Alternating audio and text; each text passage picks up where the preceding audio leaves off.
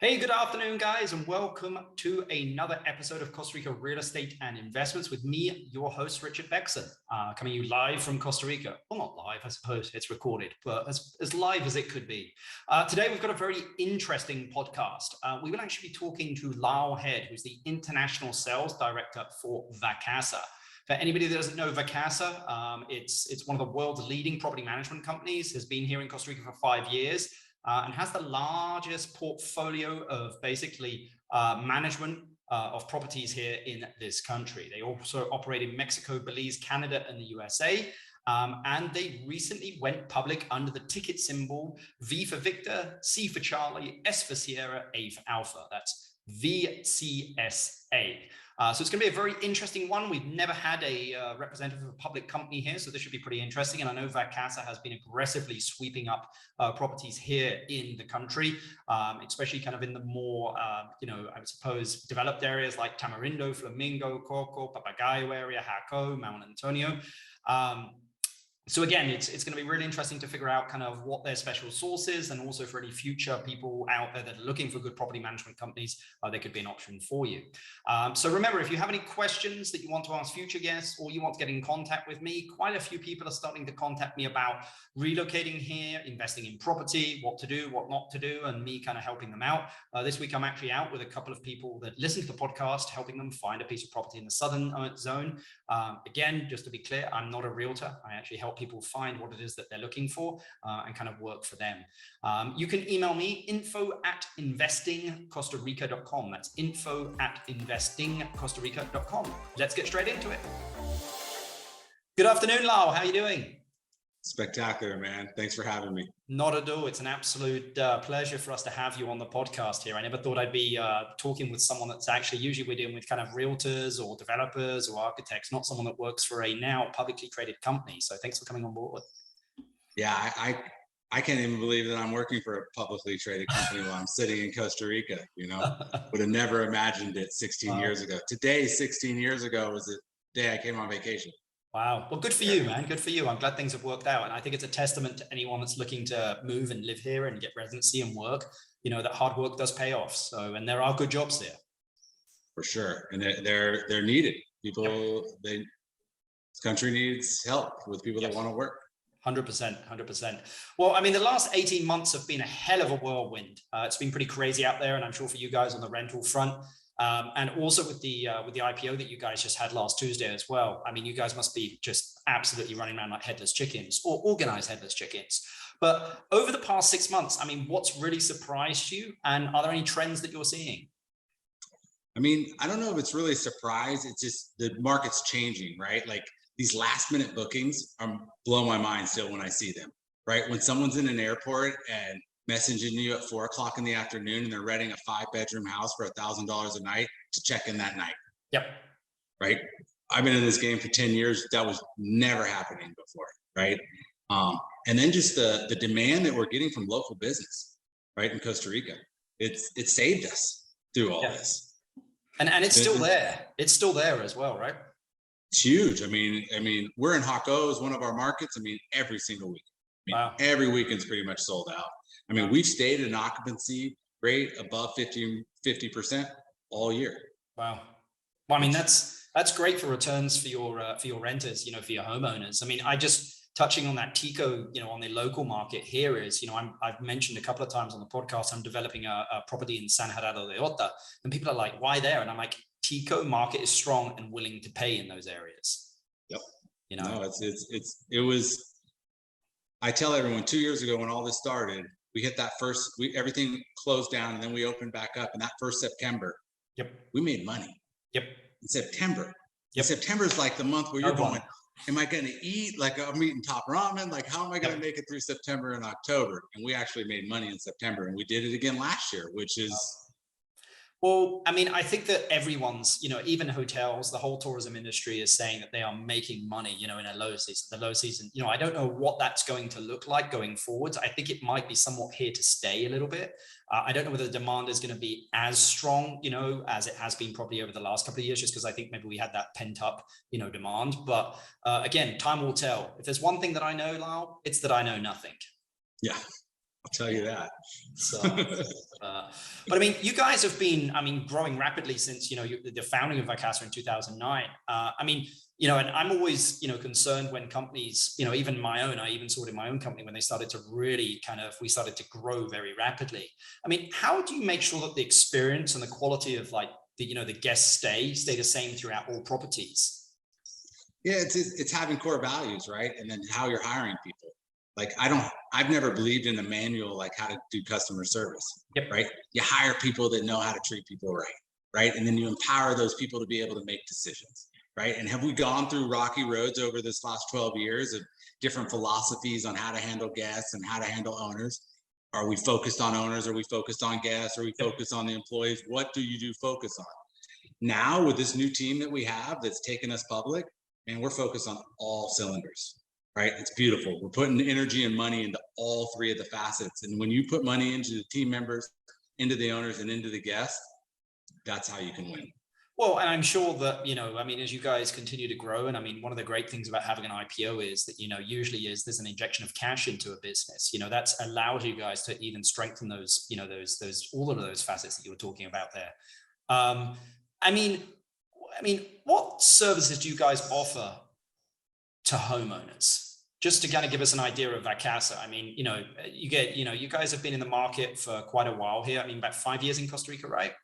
5 years in Costa Rica. I mean, what services do you guys offer for homeowners? And like, how do you go about differentiating yourselves?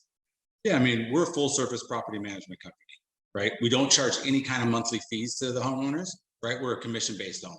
Wow. Right? And we don't do long-term contracts. So either it works or it doesn't work, right? If we don't like you, we can get rid of you. If you don't like us, you can get rid of us that quick, right? So I think that's one of the biggest differentiators with us. Our rate algorithm, our property management software is all internal. So we control all the tech, right? So we have our own owner apps, we have our own guest apps, we have our own dynamic pricing that's also being overseen by a data analyst, right? From Harvard or Princeton. Or I mean, we have some of the most talented people on our team. It blows my mind sometimes. Well, I mean, I suppose, I mean, it's again, you guys are kind of the 500-pound gorilla now, especially within Costa Rica. And I think that you guys are only getting bigger and bigger, and that's probably what's going to, continue to happen. But I mean, what challenges do you think the future holds for you guys in, over the next coming years? Yeah, I think the hardest thing for us is to continue to, like you said in the beginning, how do we continue to care and provide that service on scale? Yeah. Right. As you continue to grow fast. We're continuing to invest in the technology side of it, right? And keep local teams, right? So we really focus on local teams. A lot of people go, well, you guys are a US based company. How are you going to be taking care of the people in Costa Rica? Well, because our whole operation team is here, right? And they're really good at operations, but they're not accountants. They're not marketers, right? They're not tech guys, right? And when you go to these normal mom and pops, they're relying on some third-party software. They're the CEO of the company. They're the chief everything officer. Right. They're cleaning units and all that. We have everybody specialized in their departments, and they're really focused. So I think with any business, as you scale, it's how do you adapt to each one of the markets, right? Like Fortuna, we got to operate differently than we do in Jaco, right? Dominical, so how do you create a cookie cutter scalable business in the vacation rental space? Right. That's the challenge for everybody that's trying to scale these businesses right now, the vacation rental space, because we're not the hotel, right? You don't get to just go clean the hotel room the exact same way every time. Yeah, I mean, when you think about it, I mean, there really is no company that has done all of Costa Rica when it comes to property management. There may be a couple that tried. I remember Mead Brown in the days tried and, kind of fell on their face. And there have been a couple of others that tried, but I can't think of anyone that does the whole country and does it well, just because, again, every area is so, you have to have your own team in there, and you have to have the volume in each area and the specialization of, each area, and that's probably the difficulty of it. But it sounds like you guys have kind of been able to jump over that hurdle and have, a team in each area. That's the key, is we focus on that operational team and focus on leading that team, and Vacasa is taking care of all the rest for us. Yeah. Right. Driving the traffic and giving us all the tools. Right. So we don't have to do all the roles. Right. I mean, what are the areas that are busiest for you guys for rentals? I mean, is it the typical places, or are there any other areas that you're seeing starting to see develop, development in. The reason I ask is because a lot of people that listen to this podcast are usually investing or developing stuff in Costa Rica, and they're constantly asking me, hey Rich, where are the markets kind of developing, which are the developed, everyone knows Tamarindo, Jaco, Mount Antonio, but like what are the other areas that are seeing a little bit of growth? Yeah, I mean, anything that's a single family home Yep. with a swimming pool Yep. is in huge demand right now. You start increasing bedrooms, right? Like you can put it anywhere almost in the country, it seems like nowadays. If you got 4 or 5 bedrooms, or 6, 7 bedrooms, and it's anywhere here that has any kind of view, whether it's just looking at the side of a mountain or an ocean Yep. And it has a nice pool, it's going to sell out. That's interesting you say that, because again, I look at a lot of the data and, it's 80% or like anywhere between 70 to 80% of all properties have 3 rooms or less. So, I always say to people, look, if you can be in that rarefied air of 4, 5, 6, 7. I mean, we've got an 8-bedroom home and like no one touches us really in Papagayo, and it's full all the time. That like the more bedrooms that you have, the more nightly rates you get, and the more you're not so much in the red ocean of everyone attacking each other, but in the blue ocean where there's not that much competition. No, and we do something really cool that we do with these condos is we're combining it. So they have doors sitting next to each other. So we have 2 3-bedrooms. We call it a 6-bedroom. Yep. Right. And then we don't sell it unless it's less than 60 days. Right. Yeah. So we sell it as a 6-bedroom, right, for the Christmases and the New Year's. Because when people search, they're searching by people. Correct. Right. They don't think to search for 2 3-bedrooms in the same building. Like some savvy people do, but that's usually not your normal search criteria. Yeah. Right. And we've done really, really well with doing that to help our owners gain more revenue. That's smart. I mean, I had one of my sales guys this morning, Tara. She just was like, hey, Rich, I need a 15-bedroom home in Costa Rica. Where do you suggest? And I'm like, there aren't that many 15-bedroom homes, but I'm sure you could find a 7 and 8. And she did find a 7 and 8 in Tamarindo, and kind of put them together, and they were very close to each other. But again, I mean, that would be my advice for anyone that's out there. I mean, it's add as many rooms as you can, and I think the pool is vital as well, lad. Yeah, swimming pool is key. I mean, the difference of a 2-bedroom with a swimming pool and without, like the 2-bedroom without is not even going to rent. Yeah. I mean, let's just talk about the IPO. I mean, again, you guys went public last week. I mean, what do you think homeowners, current ones, and also people looking to potentially kind of become, have you guys property manage?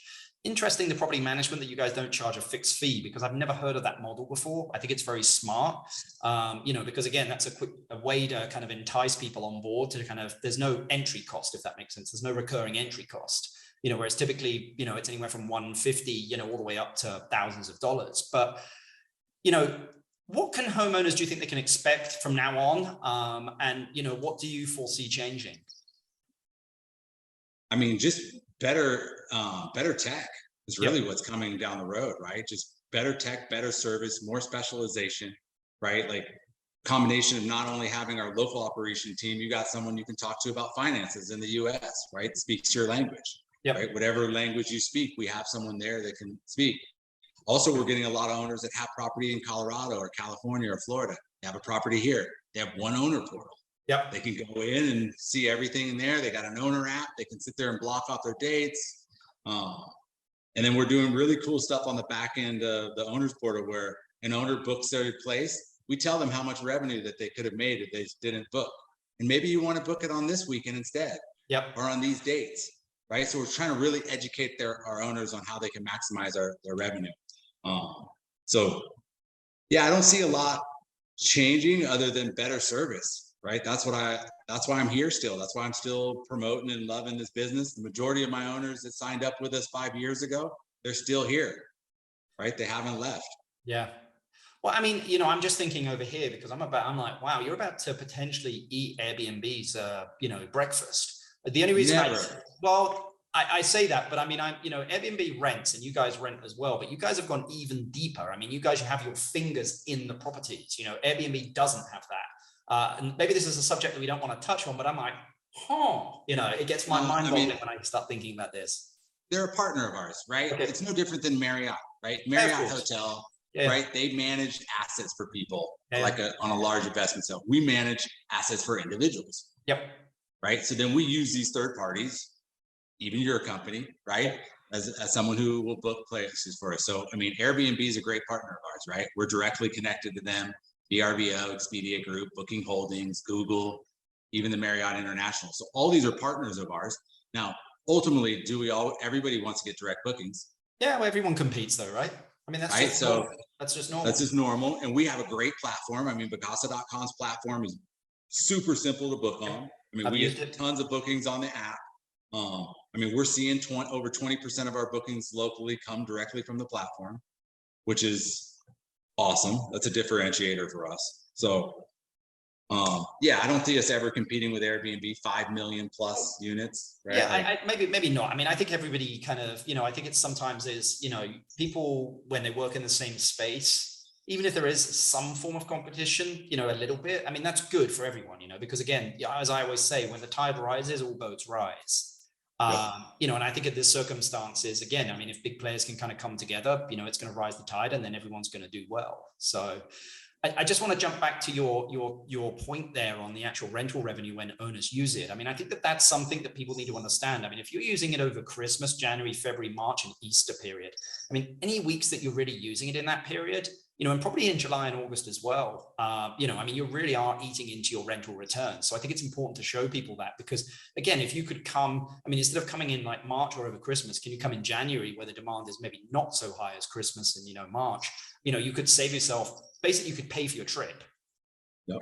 Like the 4th to the 16th of January. Yes. Right. That week. Yep. Everybody thinks January is like this big. No, it dies right after New Year's until Martin Luther King Day. Yep. Right. It's a sweet time to come and use your property. Or the week before Christmas. Weather is still the same. Less traffic, less stuff. Like those are always things I'm trying to educate people. Yeah, I leave to Dominicao this week and I'm fine. But then the next week, I'm in Guanacaste for a couple of days and I'm like, oh God, like being up there like 21st, 22nd. I mean, just seeing that traffic around Tamarindo, Wacas area. I'm like, oh my God, like they have traffic now that you sit in for 30 minutes sometimes. Yeah, don't go on Friday into Tamarindo. Yeah, or go out the back way. I always go out the back way via Villarreal, but anyway, I mean, I think you guys are in a very interesting position. I think we're, I spend a lot of time out there with, realtors, developers, people buying land, etc. And I think the interesting thing is, that there's not tons of, supply out there at the moment, but what there is supply of is land.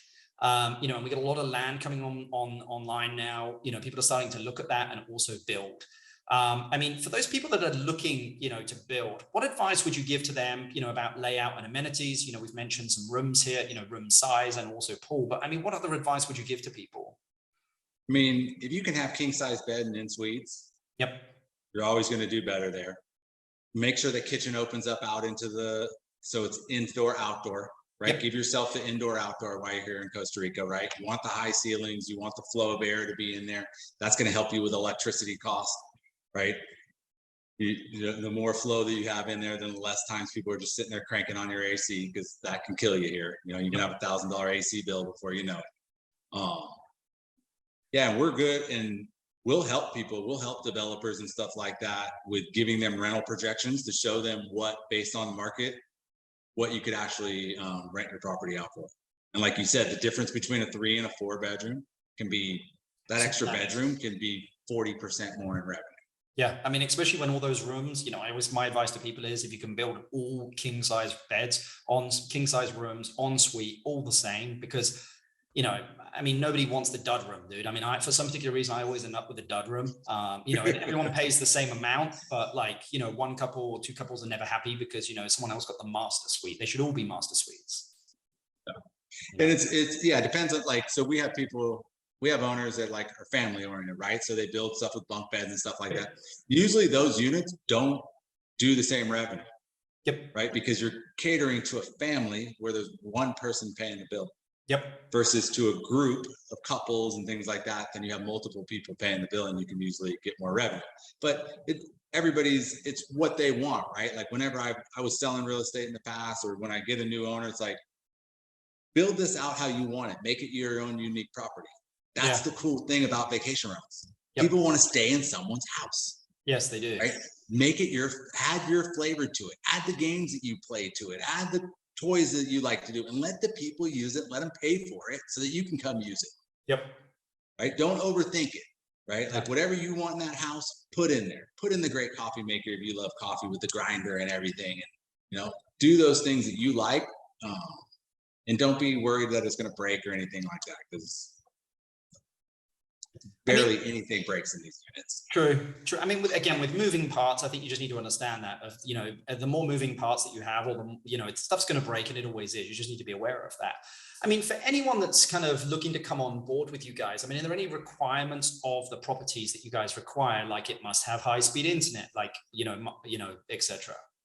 Yeah. I mean, all the basics, right? Like it needs to be, we have a standard list of product that we want in there. We try to keep everybody in our sheets and towels and bedding, so there's consistency across the board there. Digital door locks is something that we're launching next year. We just put out a release. We have our own internal digital door lock system that's also going to be connected to a Wi-Fi router, and then also a noise notifier. So we're going to outfit all of our properties next year in 2022 with that. We're going to pay the cost of that because it's a benefit for us and the owner.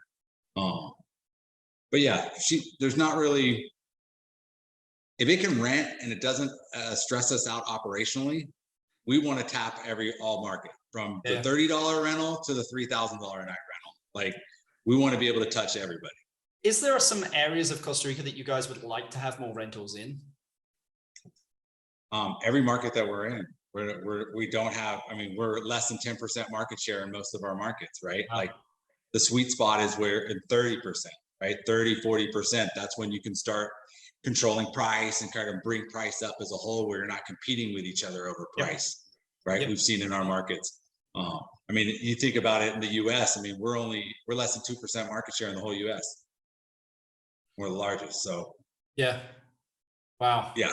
Yeah. We're ready for growth everywhere right now. Like well, I mean, if you inherited this is my last question I like to ask everyone. I mean, if you inherited $500,000 and had to invest in a business or real estate in Costa Rica, what would you do with it and why? So if it's purely for money reasons, right? 100% money reason, you want to be passive and you don't want to do anything else. Let's do two ones. Let's do like pure money reasons, and then let's do kind of like where you would kind of invest. I mean, for me, it's like the pure money. It's just hard money. You just loan the money out. Yep. Right. Find an asset. Find a house. Find a guy who's building the house. Loan him 50%, 30%. Make 10 to 15% income on it, and collect your check. And if he doesn't pay, you have it in a trust. You transfer it back over to yourself. You got your realtor. You flip it. Yep. Make it super easy. That is the painless way to invest in Costa Rica. Now, the next way to make money that takes work is buying a piece of land and developing, right? Is building, right? Or buying a piece of land and bringing in a builder inside of a community. There you're going to see some margin as well, where you can either flip the house, right, and see a nice 20 to 30% gain, or you can rent it out where you're going to see a lot better ROI, right? If you go in small community, ocean view home, $100,000, put another 350, 400 into it, right? You're at a $500,000 house. You got a $500,000 house that's going to generate more than $50,000 a year. Yeah. Right. 4-bedroom, and you'll do well. But building the house here is not fun. Right. Even with the best people. I always say that to people. I'm like, look, you better be ready for stress. Things are not going to move as quickly. It's very relaxed. But again, what you end up with is something that you want. And it looks and feels exactly as the way that you want it as well. So yeah. But it's definitely not as inexpensive as the numbers that you hear. Correct. Right? When you put the whole thing together, when you start adding in all the architectural fees, you put in the landscape, you put the pool in, you put the furniture, you hear this $100 a square foot. You're not building anything for $100 a square foot. I had someone the other day tell me that they built something out by Turobares out here at home, and he was like, yeah, it was really expensive a square meter. And I was like, how much was it? It was like $800. And I'm like, what? That's like really cheap. I'm like, and he's like, yeah, I haven't furnished it yet. I haven't put the ceramic in. I was like, oh, okay. What about the pool? He's like, no, I haven't put the pool in yet. I was like, well, you just wait. Cabinets. Yes. Cabinets. Yes.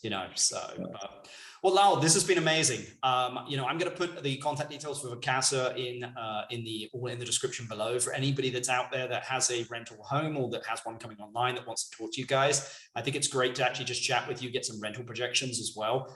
Again, you guys have access to tons of data there, so I'll put all the details there. And Lau, it's been a pleasure to speak to you, sir.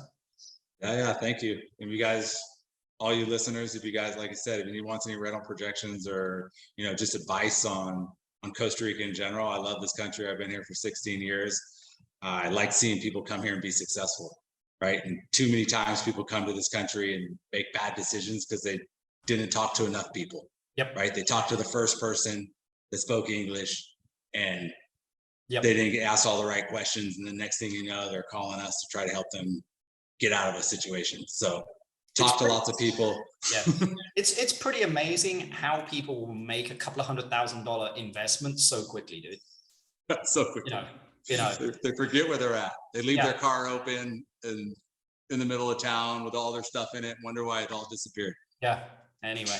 But again, anyone that's interested in investing in Vacasa as well, their ticker symbol is VCSA. That's V for Victor, C for Charlie, S for Sierra, A for Alpha, VCSA. Lau, it's been a pleasure, and I'm sure that we'll get you on in a couple more podcasts. Sounds like a good deal to me. Have a great day, man. Thanks buddy. Ciao. Hey guys, hope you enjoyed that podcast with Lyle there from Vacasa. As you can see, those guys have a bit of a different model when it comes to property management. They're not charging a fixed fee month plus also commissions. They're just charging a commission amount. I believe it's anywhere from like 20 to 30%, but you can reach out to them and get a bit more information from there. There was some great information on there for anyone that's looking to develop properties. Or also, if anyone's got a rental unit and would like to see how much they could potentially make with Vacasa, reach out to them. Again, these guys just went public, so I'm sure they've had a huge injection of funds into their business, so are only going to grow. They're 2% of the US market, 10% of the Costa Rica market, and I think that 10% will grow very, very quickly. But anyway, again, anyone needs any help with anything, wants me to look at something or wants any advice, quite a few of you are starting to reach out. You can email me, info@investingcostarica.com. That's info@investingcostarica.com, or just type in Richard Bexon into Google. There aren't that many Richard Bexons in the world. You can just type in Richard Bexon Costa Rica and find me. And again, all of Vacasa's contact details are in the description below. And I look forward to doing many more podcasts for you guys. Appreciate it and have a good one.